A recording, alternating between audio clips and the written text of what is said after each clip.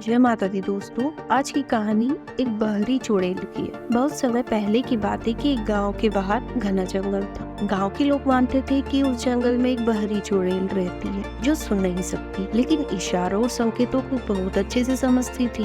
गांव में रात के समय लोग जंगल के रास्ते जाने से कतराते थे, क्योंकि कहा जाता था कि जो भी चुड़ैल के सामने कोई संकेत करता है वह उसे पकड़ लेती थी। अब एक दिन गाँव के दो दोस्त रमेश और सुरेश देर रात को जंगल के रास्ते से होकर घर लौट रहे थे और रास्ता सुनसान था और दोनों को चुड़ैल की कहानियां याद आ रही थी। तो सुरेश ने डरते हुए रमेश से कहा, सुनो, अगर हमें चुड़ैल मिल जाएगी तो हम क्या करेंगे? तब रमेश ने कहा, डरो मत, अगर वो सच में बहरी है तो हमें बस शांत रहना होगा और बिना इशारे के सीधे चलते रहना होगा। अगर हमने कोई भी संकेत किया या डर दिखाया तो वो समझ जाएगी कि हम इंसान हैं और हमें पकड़ लेंगे। अब रात के घने अंधेरे में चलते हुए अचानक उनके सामने एक अजीब सी परछाई दिखाई दी। दोनों की धड़कनें तेज हो गई, पर वे एक दूसरे को देखकर समझ गए कि यह वही बहरी चुड़ैल हो सकती है। रमेश ने इशारा किया कि दोनों शांत रहे। वो बिना कोई संकेत के धीरे धीरे आगे बढ़ते रहे, लेकिन सुरेश बहुत डर गया था और उसे अनजाने में उसका पैर एक सूखी टहनी पर पड़ गया, जिससे हल्की सी आवाज हुई।